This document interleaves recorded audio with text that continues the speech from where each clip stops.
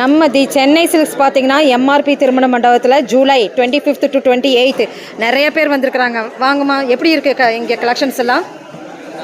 நல்லா இருக்காம்மா? வாங்கிட்டீங்களா? ஹாஸ்டலா? Super. So super collections இங்கே இருக்குது பாருங்கள்.